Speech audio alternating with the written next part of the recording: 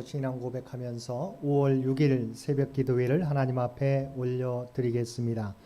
전능하사 천지를 만드신 하나님 아버지를 내가 믿사오며 그 외아들 우리 주 예수 그리스도를 믿사오니 이는 성령으로 잉태하사 동정녀 마리아에게 나시고 본디오 빌라도에게 고난을 받으사 십자가에 못 박혀 죽으시고 장사한 지 사흘 만에 죽은 자 가운데서 다시 살아나시며 하늘에 오르사 전능하신 하나님 우편에 앉아 계시다가 저리로서 산자와 죽은 자를 심판하러 오시리라. 성령을 믿사오며 거룩한 공회와 성도가 서로 교통하는 것과 죄를 사하여 주시는 것과 몸이 다시 사는 것과 영원히 사는 것을 믿사옵나이다. 아멘.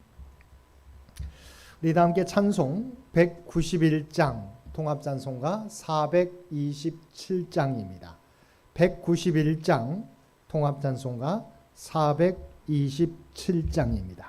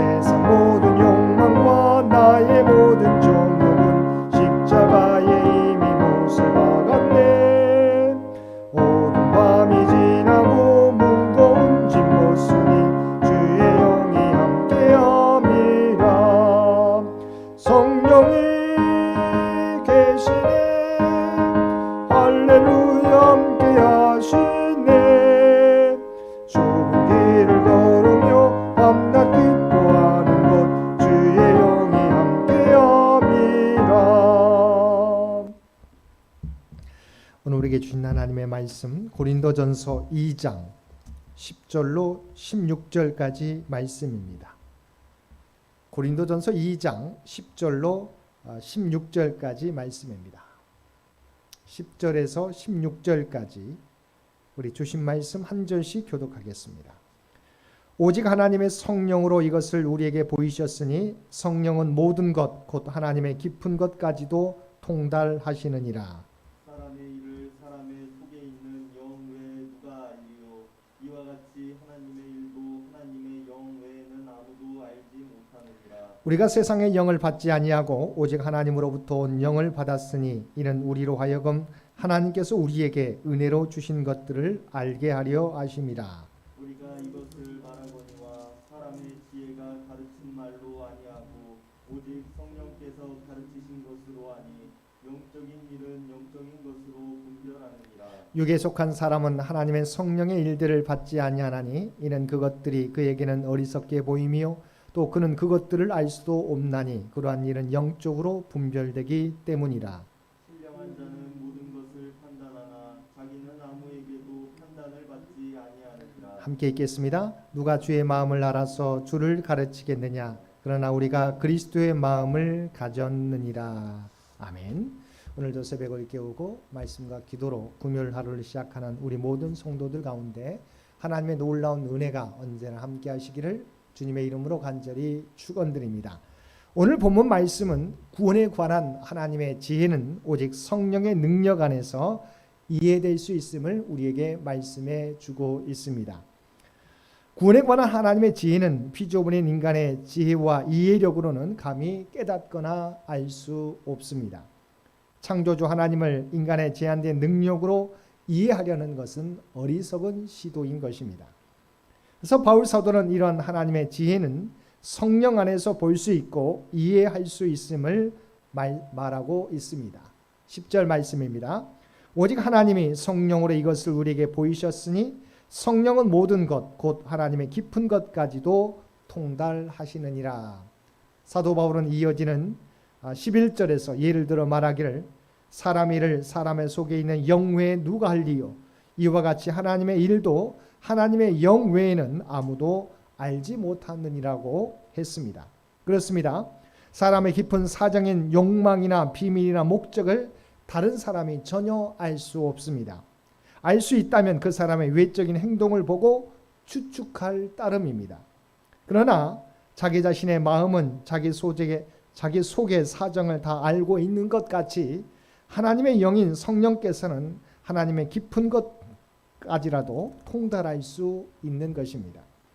그러므로 인간이 하나님의 비밀을 알 수 있는 유일한 방법은 하나님의 성령이 임하면 되는 것입니다. 성령이 내게 임하면 하나님을 아바 아버지로 부르게 되며 예수 그리스도의 십자가와 부활까지도 여과 없이 믿고 입술로 고백하게 되는 것입니다. 베드로는 자신의 오순절 설교를 듣고 마음에 찔려하며 어떻게 해야 할지를 묻는 예루살렘의 유대인들을 향하여 사도행전 2장 38절과 39절에서 다음과 같이 말하였습니다.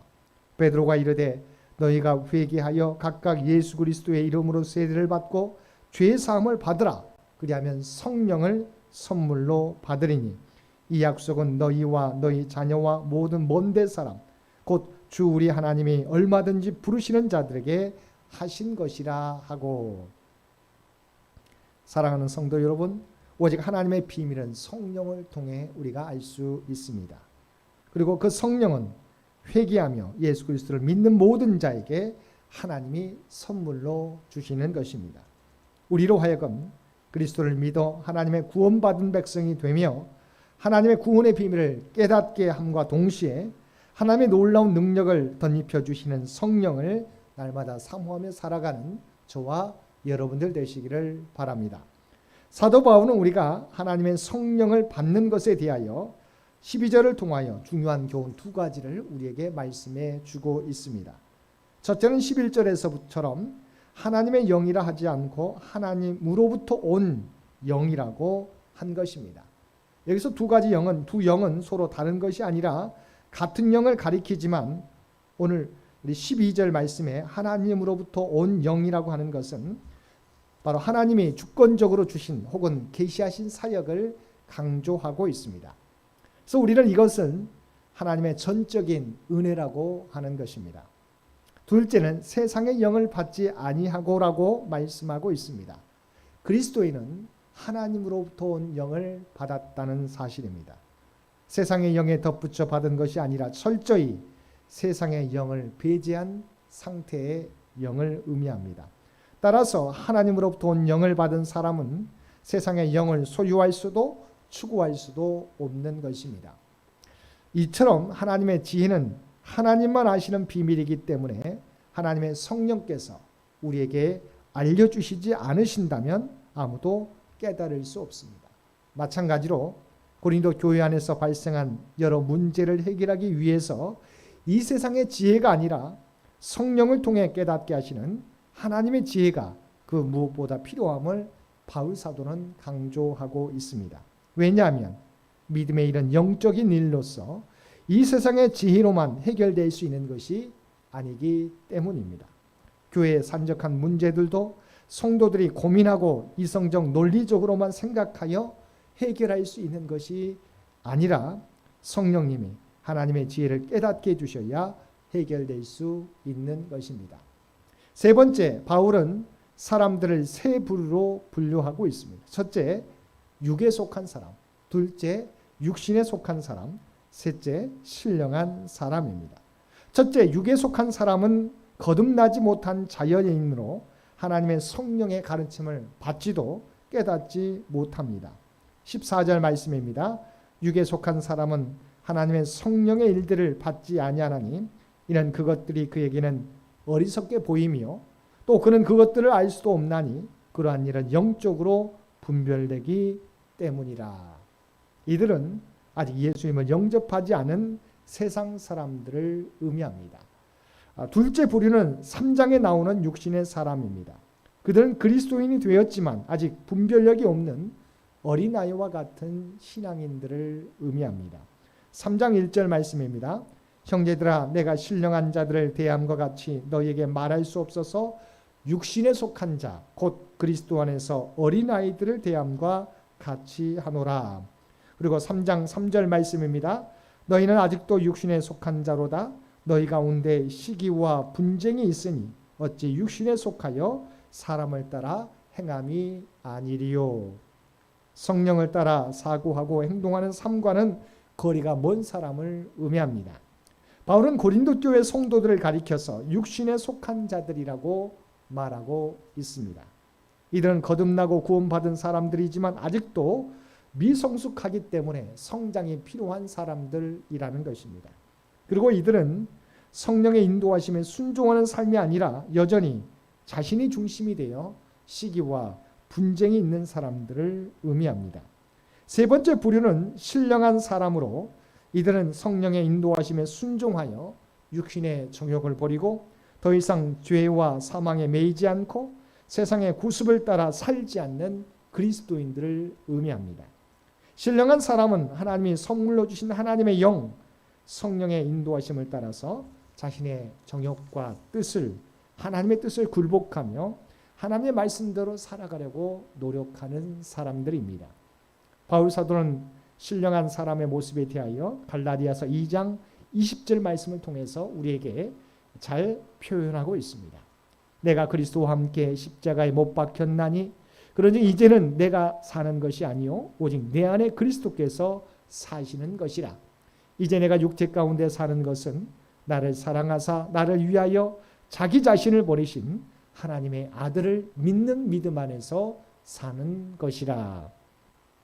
신령한 사람은 내가, 내 자아가 주인 되는 삶이 아니라 우리 안에 계신 성령님이 주인 되시는 삶을 삽니다. 그리고 본문 16절에서 성령의 사람, 신령한 사람은 그리스도의 마음을 가지며 살게 된다고 말씀하고 있습니다.